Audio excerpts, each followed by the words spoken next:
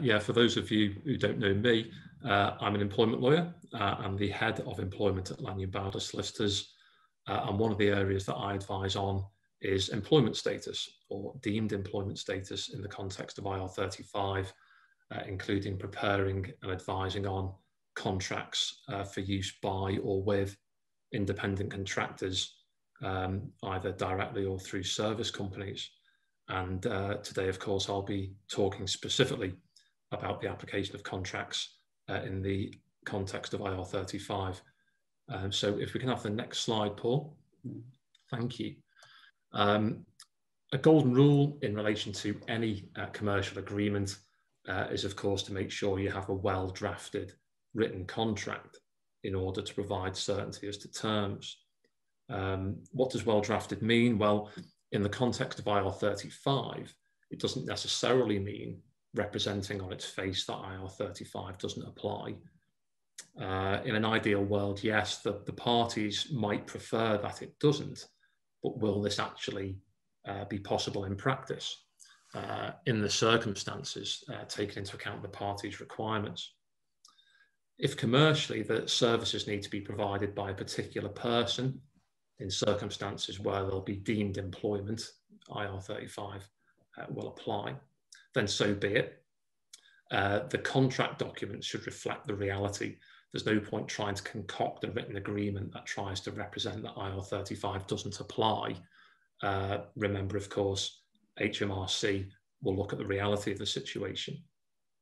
But if the services are going to be performed in circumstances and on terms in which IR35 won't apply, then it is important that the contract documents reflect and support that position. And what I'm going to do in a moment is highlight the kind of factors that will point away from deemed employment status and reduce the risk of IR35 applying. Remember, though, that IR35 shouldn't be the only consideration. Whether it's to apply or not, there are other important contract points to bear in mind, and I'll run through what I'd say are the main other considerations further on. If we can have the next slide. So what terms will avoid or at least reduce the risk of IR35 applying? The most important contract will be that between the end user client and the intermediary, which engages the individual who's to perform the services. As Paul said, that will usually be a service company, of course. Sometimes, as Paul said as well, there'll be an agency or another chain of contractors between the client and the service company. That's fine, that the same principles apply, albeit in the context that there would be looking at the terms on which the end user contracts indirectly with the service company. Although by no means determinative in itself, it's helpful to reflect in the contract documents that the relationship, any relationship between the end user client and the service company is that of client and independent contractor. Beyond that, by no means all of the points that I'm about to set out need to be applied to avoid the application of IR35. Some, in fact, will kill deemed employment stone dead when they genuinely apply. Others will contribute towards that picture. But suffice to say, in basic terms, the more of the following principles that you can apply, the less likely it will be that IR35 will apply. It's no coincidence that some of the points that I'm going to talk about have been touched on by Paul already in explaining the concept of IR35. In this context, it's about applying those principles in the paperwork to the extent that we can. So Paul's touched on substitution. If we can take the company away, if we analyse a situation as if the company wasn't there, and there's no obligation for personal service by a particular individual, you can't have deemed employment. So if you can enable the service company to appoint someone other than the individual behind it to perform the services, ideally there should be an unfettered right of substitution, because a conditional one may or may not be consistent with personal service and therefore deemed employment. If we move on to the next slide. For example, a right for a different person to perform the services only when the individual behind the company is unable to carry out the work, or with the consent of the client in its absolute discretion, would tend to be consistent, in fact, with personal service. But in contrast, if the only limit on the right of substitution is a need to show that the substitute is suitably qualified, that would tend to be inconsistent with personal service. Next slide, please. The important thing is to consider whether the exercise of a right of substitution will actually work in practice. Of course, the nature of the services or otherwise the client's requirements often mean that it can only be one particular individual who can do the work, and in that case, substitution isn't an option. But if you are to have a substitution clause in the contract, bear in mind that putting it there and exercising it are two different things. It may not be enough just to have the clause. If it's there but you can't evidence rather that it's being exercised in practice, then you're vulnerable to a challenge by HMRC that it's not a genuine right of substitution. If we can move on to the next slide. So other things you can do to avoid or reduce the risk of IR35 applying. If you can, avoid an obligation to provide and accept work. In other words, avoid mutuality of obligation. Without mutuality of obligation, you can't have deemed employment. Continuing in the same vein, a related point is where you can provide for termination of the relationship without or on very short notice.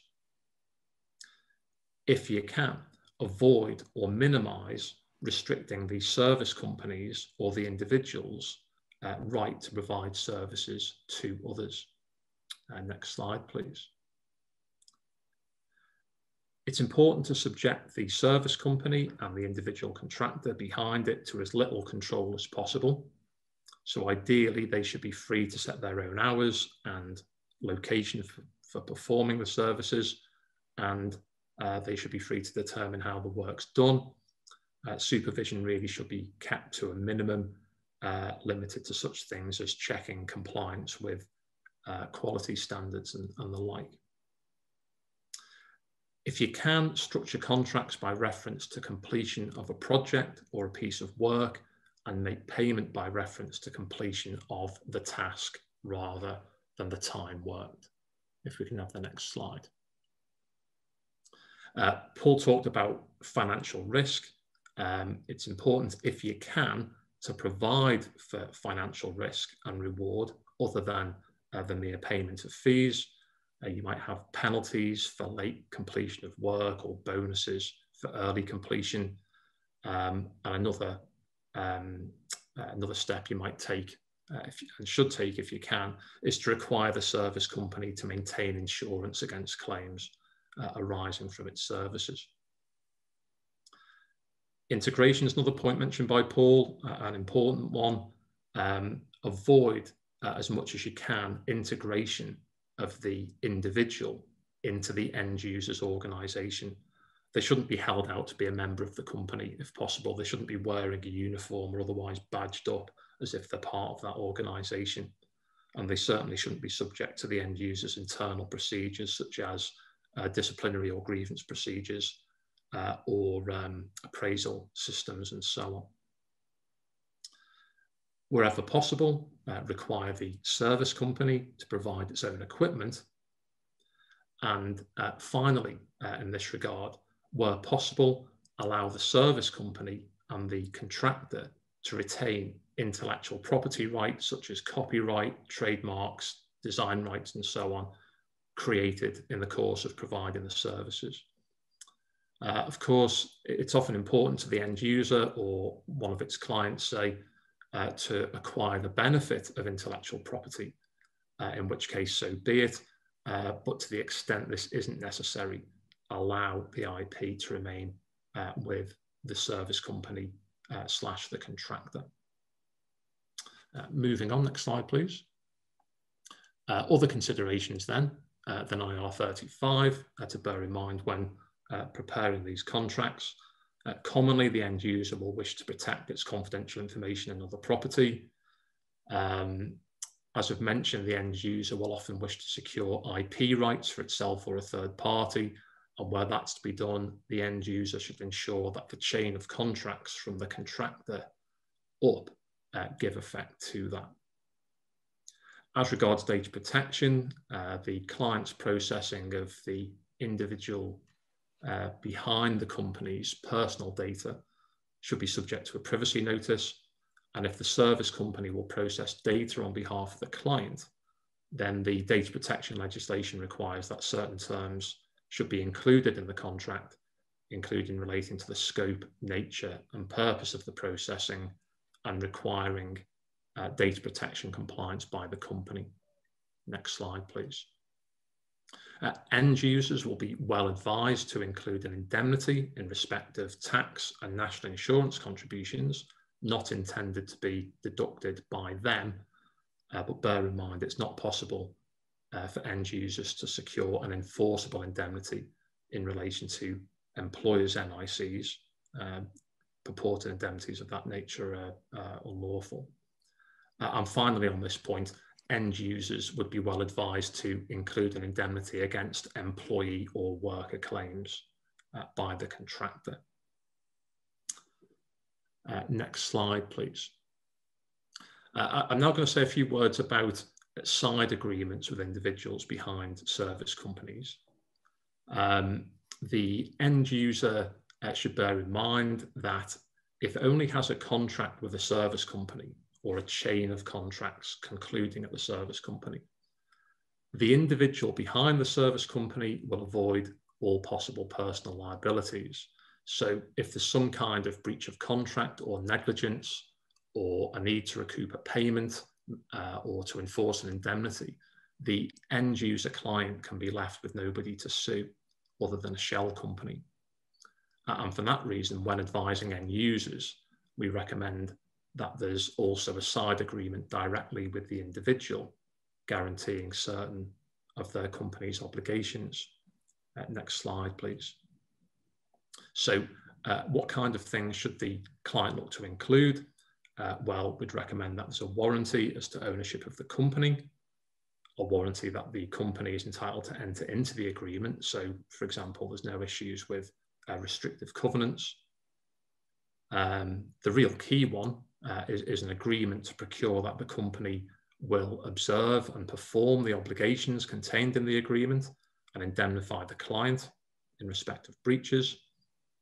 And finally, IP provisions. As I've mentioned, if the end user client is to secure IP rights for itself or a third party, it should start from the ground up. Next slide, please. Finally, just a quick word about contracts between the service company and the individual behind it. It can help to a degree in the context of IR35 if there's a written employment contract between the service company and the individual. I'll say no more than that. It should look like a standard employment contract, and it certainly shouldn't link the individual with any end user clients of the service company.